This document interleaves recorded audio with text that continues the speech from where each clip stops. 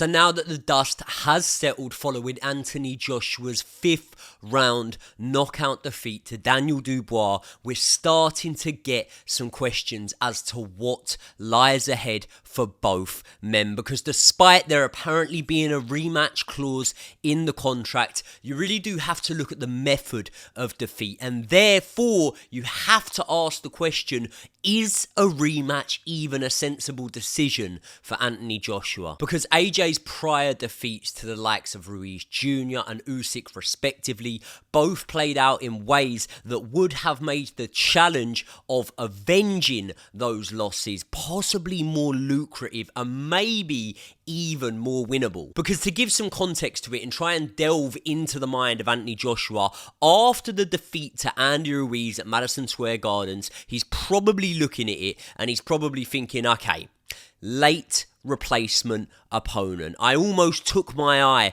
off the ball somewhat, and not only that, even in doing so, I still managed to hurt him. I still managed to drop him, and with my frame, with my physical attributes, I can definitely formulate a game plan that would be able to avenge the loss. Now, history's the best storyteller, and what we now know about Alexander Usyk, maybe we were naive in the first place to think that AJ had a chance in the rematch with Usyk. But again, to contextualize it in AJ's head, he's probably looking at it and thinking, okay, I went in there with the wrong tactics. I tried to have a chess match with the chess master. So next time out, instead of trying to outbox the boxer, maybe I box like the big, aggressive heavyweight that I can be. So what I'm saying here is there were moments, methods, and areas of exploitation that AJ would have came away from both of those losses respectively and been able to think that he could put in a better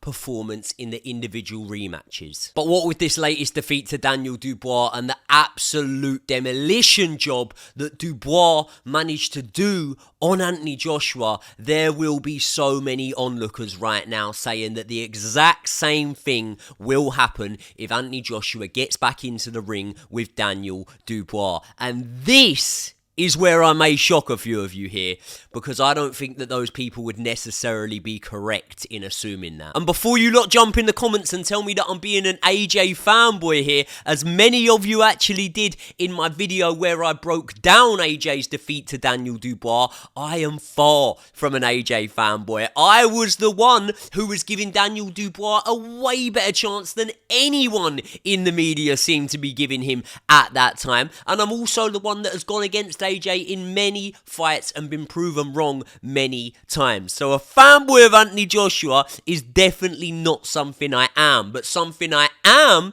is a realist and someone that has watched boxing for years and years. And to say that rematches can be swung in one-sided fights would be an understatement. It has happened time in, time out in boxing, and despite the fact that rematches usually go the same way as the first fight, and often in more dominant fashion, it can happen. But people, before we get into all that, welcome back to the Joey Knight Boxing channel. I am trying to bang out as much content for you on this channel as I possibly can. You may have seen me on the Pain Game. We are covering so many of the massive boxing events at the moment, and we are absolutely honoured to be a part of Riyadh season, covering the events from inside the arena. We just covered the Anthony Joshua against Daniel Dubois fight at Wembley Stadium. It is an experience that I will carry with me for the rest of my life. So big up my best friend, the true Geordie, for making all of that possible. And I want to ask you lot a favour right now.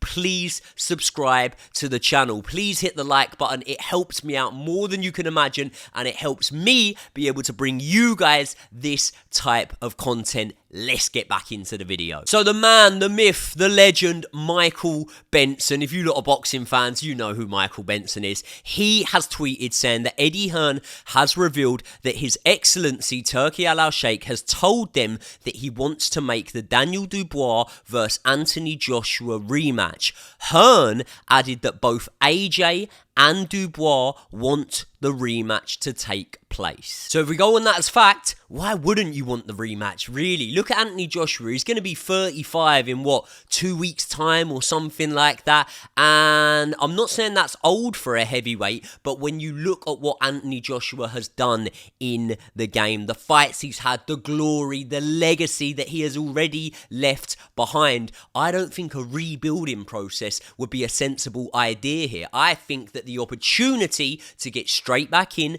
avenge the loss, and therefore become a world champion for the third time will be way too appealing to turn down. Now, Daniel Dubois will be supremely confident after smashing up AJ just a couple of days ago, and let's be honest, with Alexander Usyk and Tyson Fury both tied up with their rematch, this is easily the biggest payday available to Daniel Dubois.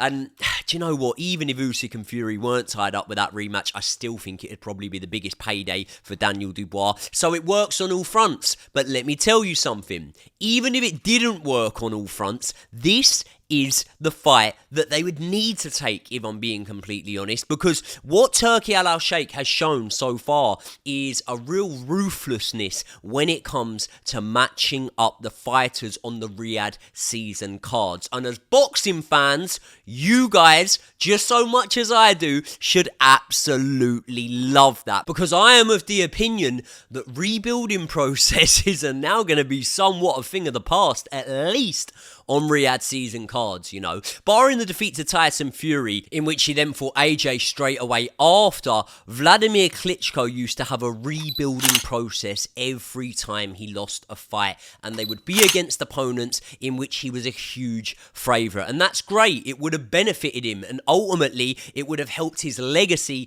and longevity when his career went on. But as I very clearly said, boxing has now changed. And I'm not saying that if Anthony Joshua said no to the Daniel Dubois rematch, that Turki Al Sheikh wouldn't be working with him again. But the list of names that he would be likely to offer Anthony Joshua as his next fight would probably be the likes of Martin Bakole, Andy Ruiz, Jarrell Big Baby Miller. And what I'm saying is, these fights are dangerous in themselves. Some people might argue that one or two of those fights are more dangerous for Anthony Joshua than the Daniel Dubois rematch. So what I would say is, if it's similar risk and less reward, you just got to go straight back in for the rematch, haven't you? So assuming he's gonna, let's speak about Anthony Joshua now. Is there anything from a technical aspect that AJ can take away from that fight with Daniel Dubois?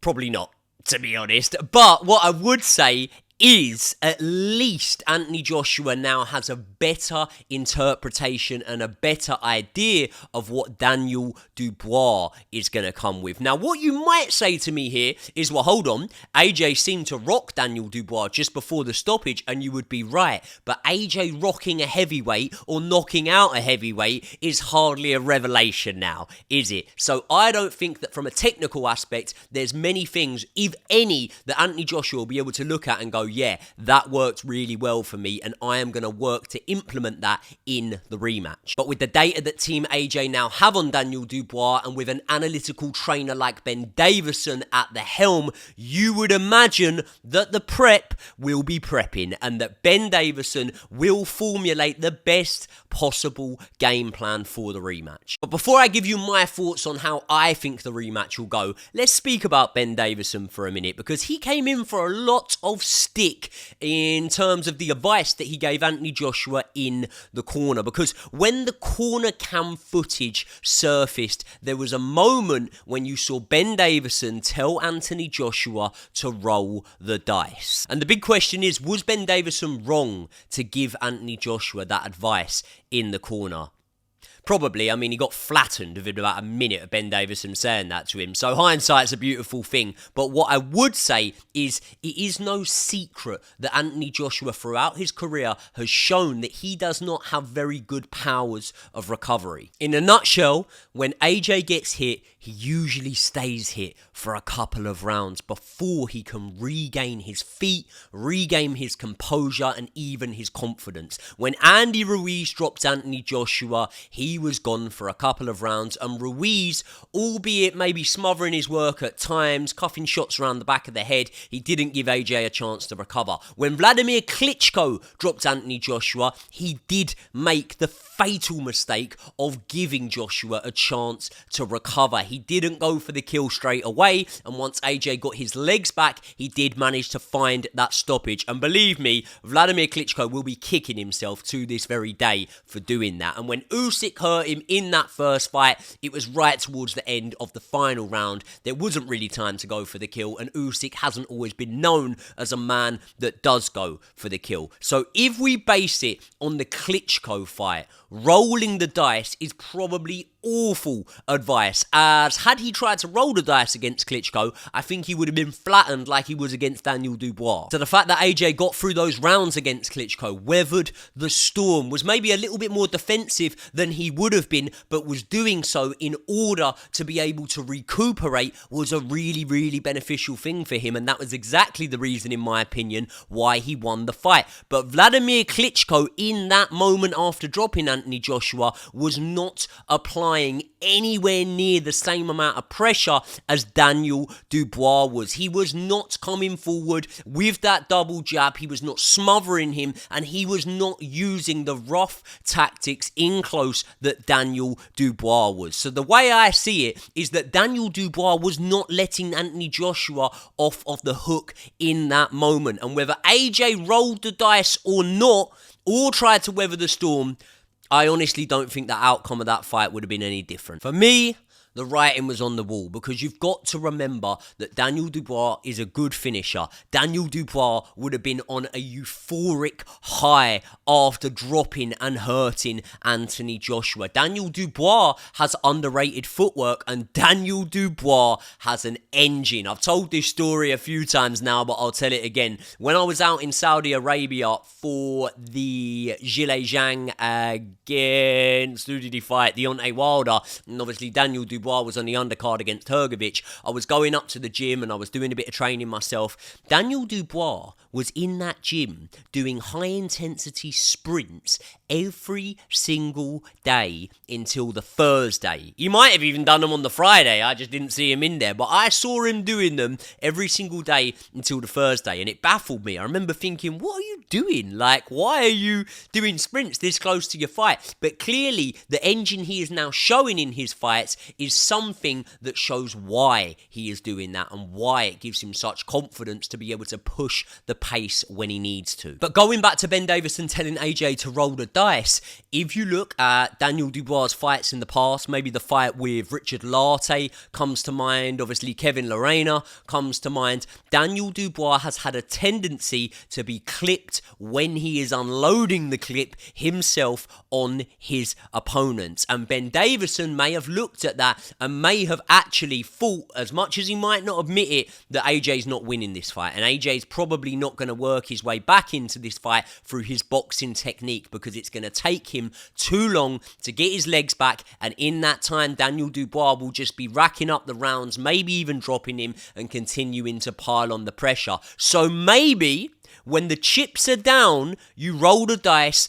and you gamble, and therefore having the tendency to be clipped, like any heavyweight does to be fair, when they're unloading their shots, could have led to Anthony Joshua landing something big on Daniel Dubois. And if he did that, he could have dropped him, he could have knocked him out, or he could have at least bought himself some time to be able to recover and to recuperate. And the most ironic thing about all of this is AJ nearly did benefit from rolling the dice. When AJ smelt blood after hitting Daniel Dubois with that right hand, he underestimated Daniel Dubois' chin. He underestimated his ability to punch going backwards, and he underestimated the ability to handle the pressure. And the rest was history. So now we look ahead to the rematch, and for what it's worth, in my humble opinion, I think that AJ needs to roll the dice again. I don't think AJ can approach this rematch as a AJ against Ruiz 2 style fight. I believe it needs to be Hagler-Hearns. I believe AJ needs to go in there for a 3-round shootout with Daniel Dubois, because in my opinion, that's his best chance of winning now. I honestly think that biting down on the gum shield and having a firefight with Daniel Dubois may well be AJ's best